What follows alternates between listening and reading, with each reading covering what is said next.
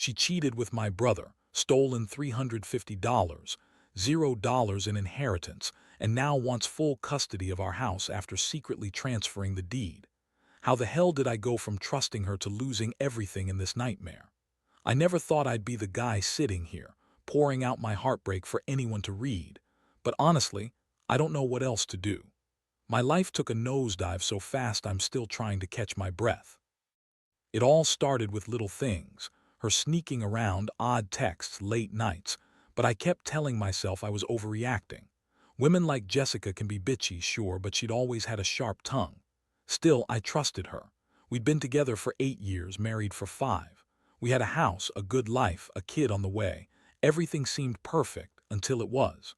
The first real sign something was off was when I noticed her being unusually secretive with her phone.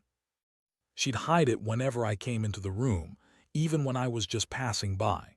She'd get defensive if I asked who she was texting. I thought maybe it was just a new friend or work stuff, but I could shake the feeling that something was wrong. Then one night I decided to check her phone when she was in the shower. Yeah, I know that's not exactly noble, but I was desperate. I didn't find anything obvious at first, just a lot of generic messages. But then I saw a text thread that made my stomach drop. It was from a number I didn't recognize at first, but then I saw her reply. "Can't wait to see you tonight. I've missed you so much." My heart started pounding. I read on, and it was clear they'd been talking for weeks, planning secret meetups. The kicker: the guy was her brother, my brother Mark. I couldn't believe it. I'd always trusted Mark, always thought he was a stand-up guy. Turns out he's been screwing my wife behind my back, and they've been sneaking around for months. She lied about everything, saying she was at yoga, at the grocery store, anywhere but with him. I felt like I'd been punched in the gut.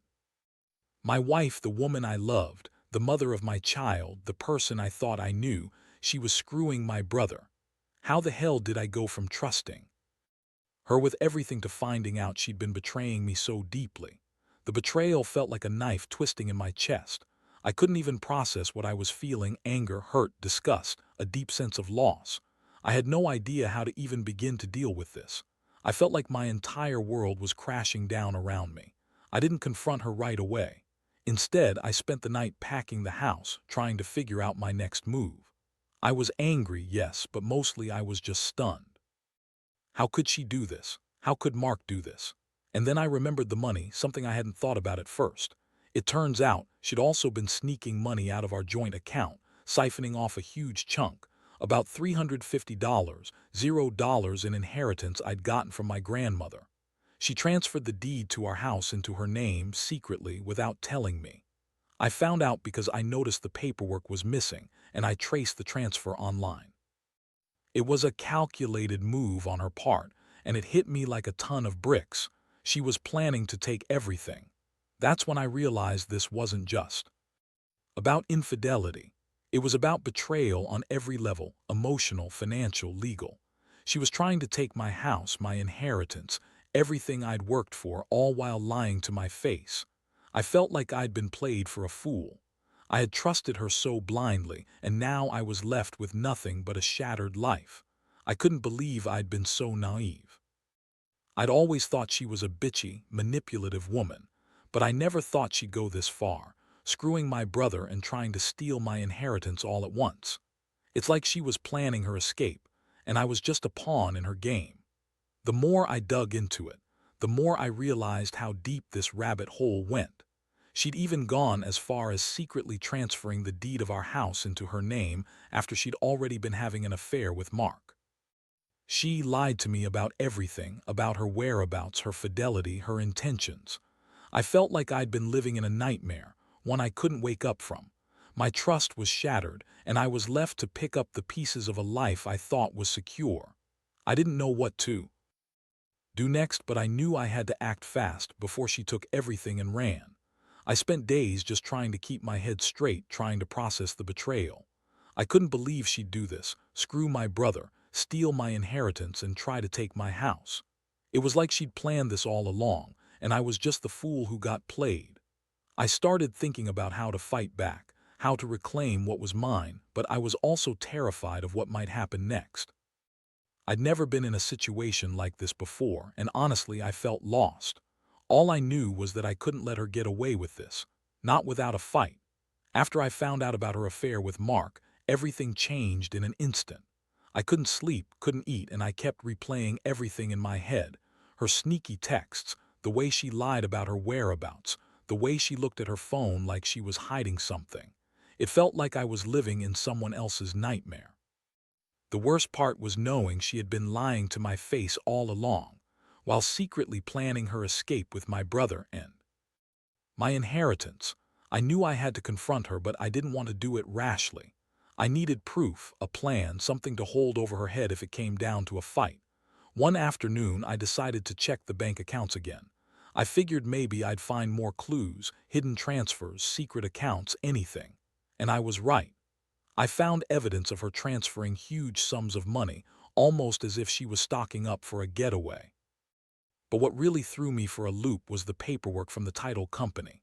Somehow, she'd managed to transfer the deed of our house into her name, secretly, without my knowledge. I couldn't believe it. She'd been planning this for months, maybe longer. How could she be so cold? How could she betray me, my family, everything we built together? I knew I had to act fast. The next day, I sat her down, trying to keep my voice steady, but inside I was boiling. I told her I knew everything. The affair, the money, the transfer of the house.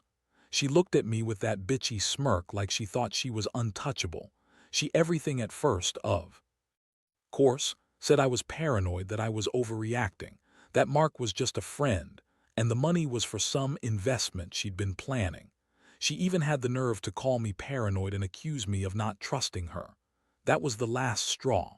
I told her I knew she'd been lying, that I had proof, and she better come clean. She started crying, saying she was sorry, that she didn't mean for it to go this far. Said she was just frustrated that I'd been distant lately, that she was trying to fix things. But her tears didn't fool me. I knew her game. She was a master manipulator, and I'd been naive enough to believe her lies. I told her it was over, that I was done being played. I wanted answers, straight and honest. She kept insisting she loved me, that she never wanted to hurt me, but her words rang hollow. I saw right through her. She was trying to spin her way out of it, but I wasn't buying it anymore. The emotional toll hit me hard. I felt betrayed, humiliated, and furious all at once. I'd trusted her with everything, my heart, my money, my future, and she'd thrown it all away for some secret affair and greed. I couldn't understand how someone could be so selfish, so manipulative. I'd always been a trusting guy, but this shattered that trust completely. I started questioning everything. Was I blind? Did I miss signs? How could I have been so stupid? The pain was almost physical, like a weight pressing down on my chest. I kept asking myself, how did my life become this nightmare? Despite the shock, I knew I couldn't just sit there and let her take everything. My house, my inheritance, my family. I had to do something. I started researching legal options, looking into what I could do to stop her from transferring the deed officially or selling the house out from under me. I reached out to a lawyer that day, trying to understand my rights. The lawyer told me I might have a case for fraud and that I could potentially challenge her in court to reverse the deed transfer. But it wouldn't be easy. She'd been careful, sneaky, covering her tracks. Still, I had to try. I couldn't lose everything I worked for because of her greed and betrayal. In the meantime, I decided to gather more evidence, screenshots, bank statements, anything that could prove her deception. I also started talking to some friends and family, trying to figure out my next move, trying to get some emotional support. The betrayal of my wife and brother. It's one thing to lose money, but losing faith in the people I trusted most. That's a different kind of pain. I felt betrayed, angry, helpless, but also determined. If she thought she could just sneak away with my inheritance and my house, she was dead wrong. I was going to fight for what was mine, no matter what it took. The more I learned about her plans, the more furious I became. She'd been lying to me for months, planning her escape, all while pretending to be the loving wife. It's crazy how someone can wear a mask for so long. I kept thinking about the moments I missed, the signs I ignored, the times I was too trusting. And now here I was, staring at the wreckage of my life. I didn't know how this would end, whether I'd get my house back, whether I'd be able to stop her from running away with everything. But I knew one thing: I wasn't going down without a fight. Not after everything she'd done. After spending days gathering evidence and trying to piece together exactly how deep her deception went, I finally made the decision to confront her again, this time with everything laid out on the table. I couldn't keep pretending I was okay, not knowing she was secretly planning to steal my house, my inheritance, and destroy everything I'd worked for. I wanted her to see that I knew that I wasn't going to be some helpless victim anymore. I set up a meeting at our house, telling her I needed to talk, really talk about our future and the mess she'd created. When she walked in that afternoon, she had that bitchy smirk on her face like she thought she was in control. She was trying to act innocent, but I saw right through her. I laid out the evidence, the texts with Mark, the bank transfers, the deed transfer documents. I told her I knew about her affair, about her stealing the money, and about her trying to transfer the house into her name. Her face turned pale for a second, then she started to get defensive. "Oh, come on, David," she said, rolling her eyes. "You're overreacting. It's not what it looks like. Mark and I were just friends. I didn't mean for it to go this far. I was just stressed, okay? The money, that was for us, for the baby. I was trying to secure our future. And that house. I transferred the deed because I thought it would be better for us, for me to control it. I didn't want you to worry." I couldn't believe her lies. She was spinning everything, trying to paint herself as the victim. But I had the proof, and I wasn't going to let her twist her way out of it. I told her she was a liar, that I was done trusting her, and that her excuses didn't mean anything anymore. I told her I was filing for divorce, that I was going to fight to get the house back, and that she wasn't going to get away with stealing my inheritance. She started crying, really crying, saying she loved me, that she was sorry, that it was all a mistake. But her tears felt hollow. I'd seen her lie too many times. She was a master manipulator, and I knew she was just trying to get me to back down. I told her that her lies weren't going to save her this time. I was done being the fool, and I was going to make sure she paid for what she'd done. That night, I stayed up late, drafting legal notices, talking to my lawyer, trying to figure out my next steps. I knew I had a fight on my hands, but I also knew I couldn't let her take everything. The deed transfer was illegal because she'd done it without my consent, and I was determined to challenge it in court. The evidence I'd collected was solid: texts, bank statements, the deed documents, and I was ready to fight for my rights. I also contacted a private investigator to get more proof of her affair with Mark, just in case I needed it in court or to show her true colors. The hardest part was realizing that I'd been so blind. I'd always trusted her, always believed she was the bitchy but loyal wife I married. But behind that mask was a woman capable of betrayal, greed, and manipulation on a level I never imagined. The betrayal cut deep, but I refused to let her get away with it.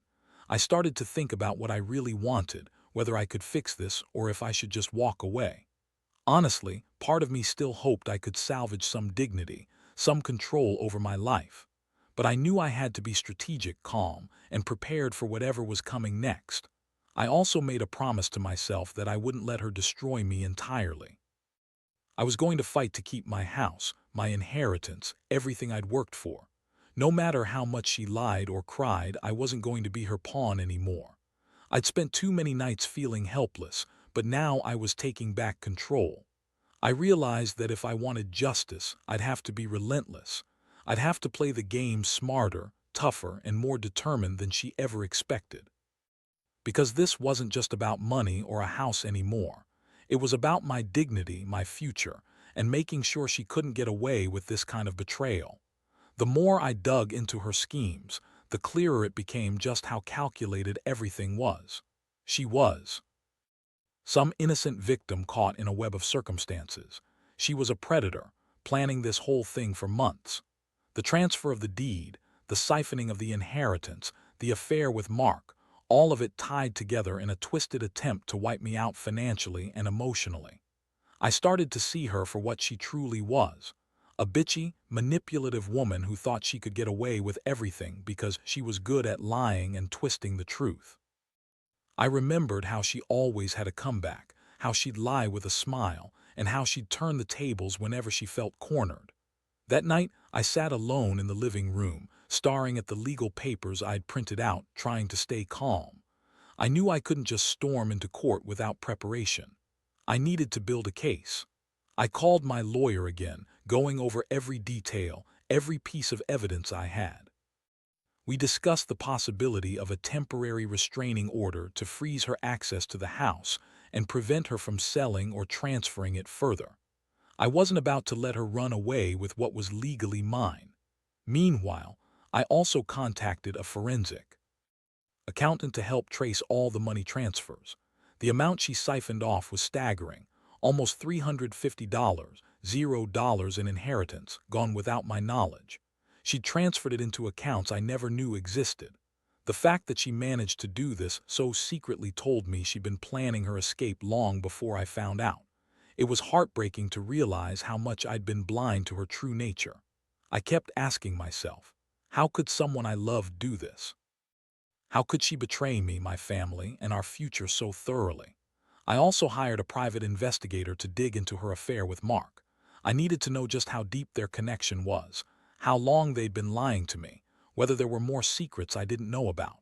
When the investigator came back with photos and recordings of her meeting Mark at various places, I felt a mix of rage and relief. Rage because she'd lied so blatantly. Relief because I now had proof that I could use in court. It was a harsh reality check, but I knew it was necessary if I was going to fight back. The emotional toll was intense. Every day felt like a anger, despair, hope, then more anger. I trusted her, believed her lies, and now I was left questioning everything about my life. I felt betrayed on a level I never thought possible. The woman I'd married, the mother of my child, she'd become someone I barely recognized. The pain was almost physical. I kept replaying all the moments I missed, all the signs I ignored, and wondered how I could have been so naive. It was like I was living in a nightmare I couldn't wake up from. Despite all this chaos, I knew I had to stay focused. I couldn't let her win. I started preparing myself for the legal fight. I knew she'd try to manipulate the situation, spin stories, and lie her way out of it. That's why I kept every piece of evidence close. Screenshots, bank statements, recorded conversations, everything. I also reached out to real estate attorneys to understand what my options were if she tried to sell the house or transfer the deed again. I couldn't take any chances. I had to be ready to fight for my rights, even if it meant long court battles. In the midst of all this, I also reflected on the betrayal's emotional impact. I'd always believed in loyalty, in the idea that marriage meant sticking together through thick and thin. But she'd proven me wrong.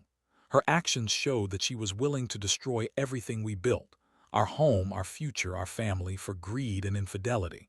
It hurt more than I could put into words. But I also knew I couldn't let her see that she'd broken me. I had to be strong for myself and for my kid. I owed that much to myself. I realized that this wasn't just about money or a house anymore. It was about respect, dignity, and standing up for what's right. I couldn't let her manipulate the system or run away with everything I'd worked so hard for. I had to fight for my rights, for my future, and for my sanity. I promised myself I wouldn't let her win, no matter how tough the road ahead was. Because if I didn't fight now, I knew she'd take everything and leave me with nothing but broken memories and a shattered life. And I wasn't going to let that happen. The legal process moved faster than I expected once I had all my evidence in order. My lawyer filed the necessary motions to freeze the house and contest the deed transfer, citing fraud and undue influence. I knew she'd try to fight back, probably with more lies and manipulations, but I was prepared for that. I wasn't going to let her get away with stealing my inheritance and my home. Every day, I felt the weight of everything crashing down on me, but I also felt a strange sense of clarity, like I finally saw her for what she truly was, a selfish, manipulative bitch. She started to get desperate, I think. I could tell from her attitude and the way she started to lash out. She'd scream at me, call me paranoid, accuse me of trying to ruin her life. She even accused me of cheating, another lie, of course, just to shift the focus away from her own betrayal. But I didn't buy it. I knew her game now. She was trying to turn everyone against me to make me look like the bad guy. But I had proof, and I was ready to fight her in court. One day, she got even more aggressive. She showed up at my office, demanding I drop everything. She threatened to take the kid if I didn't back off. That's when I realized how far she was willing to go. She was trying to intimidate me into submission. But I wasn't backing down. I told her she'd crossed a line, that her manipulation wasn't going to work anymore. I had the legal backing, and I was going to do whatever it took to stop her from stealing my house and inheritance. Meanwhile, I also started the process of getting a court order to temporarily assign custody of our child to me. I knew she'd try to use the situation to get full custody, especially with her lying and manipulative attitude. But I had evidence of her affair, her financial scheming, and her reckless behavior. I wanted her to see that I was serious about protecting my kid from her toxicity. It was a tough decision. I never wanted to use the child as leverage, but I couldn't let her use him as a pawn in her game. I had to be strong for him. Throughout all this, I couldn't help but feel a deep sense of betrayal. The woman I'd loved, the woman I'd thought was my partner, was now the source of my pain. I kept asking myself how I missed the signs, how I was so blind to her true nature. I trusted her with everything, my heart, my money, my future, and she'd thrown it all away. I was angry, yes, but mostly I was hurt. Hurt that someone I loved could be so selfish, so manipulative, so cold. I felt like I'd been played for a fool, and that realization was almost worse than losing the house or the inheritance. But I also knew I had to stay strong. I couldn't let her see me break. I had to fight for what was mine, for my dignity and my future. The court dates were coming up, and I prepared myself mentally for the battle ahead. I knew she'd do everything in her power to spin the story, to manipulate the system, but I had the truth on my side. I was determined to win, not just for me, but for my kid and everything I'd built. Every night, I'd lie awake and think about what I had to do next, how I could outsmart her, how I could make her see that she wasn't going to get away with this. Looking back now, I realize how much I've grown through all this chaos. I've lost a lot, my trust, my peace of mind, even some hope, but I've also gained clarity. I see her for what she truly is, a selfish, greedy bitch who thought she could manipulate her way out of her own mistakes. I learned that sometimes you have to fight tooth and nail to protect what's yours, even if it means going through hell first. I don't know how this will end, but I do know I won't give up. I will fight for my house, my inheritance, and most importantly, my dignity. Because if I don't, I'll never be able to look myself in the mirror again. The court date finally arrived, and I was ready. Every piece of evidence, every document, every recording was laid out in front of the judge. I felt a strange mix of exhaustion and determination. I knew her strategy. She tried to lie her way out of everything, spin stories, and manipulate the system. But I had the truth on my side.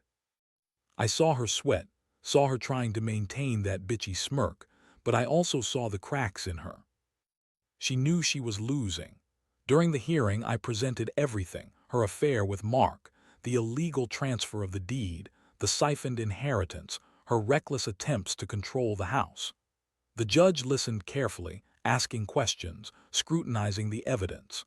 My lawyer argued convincingly that her actions constituted fraud, that she was trying to steal my assets under false pretenses. I felt a surge of relief when the judge issued a temporary order to freeze her access to the house and to investigate the deed transfer. That was a huge win, but I knew the fight wasn't over yet. In the weeks that followed, the legal battle continued. I had to prove that her transfer of the deed was illegal and that she'd committed financial fraud. I spent countless days in court, battling her lies and manipulations. Meanwhile, I also fought to secure full custody of my child, showing the court the evidence of her affair and reckless behavior. It was brutal. She tried to paint me as the bad guy, but I stayed focused, knowing I was doing what was best for my kid. Throughout it all, I felt a strange sense of clarity. I realized that trust, once broken, is nearly impossible to repair. Jessica had betrayed me on every level, emotionally, financially, legally. She tried to destroy everything I built, and for a moment I wondered if I'd ever recover. But I also understood that I was stronger than I thought. I was fighting for my future, for my dignity, for my family. Every sleepless night, every moment of doubt was fueling my resolve to come out of this with some semblance of justice. Eventually, the court ruled in my favor. The deed transfer was invalid and I regained ownership of the house. The judge also awarded full custody of my child to me, citing her reckless behavior and the evidence of her affair. That day, I felt a strange mix of relief and sadness. Relief because I had fought and won. Sadness because I'd lost the woman I once loved and the life I thought was secure. But I also knew that moving forward, I had a chance to rebuild, to start over, to finally put this nightmare behind me. Looking back, I realize how much this experience has changed me. I learned that trust must be earned, that betrayal cuts deep, but that resilience and determination can help you survive even the worst storms. I learned to trust my instincts, to fight for what's right, and to never let someone manipulate me again. My advice to anyone going through something similar: don't be afraid to stand up for yourself, no matter how overwhelming it seems. Gather your evidence, stay calm, and fight with everything you've got. Because in the end, justice isn't just about the court, it's about reclaiming your life and dignity. And I've done just that.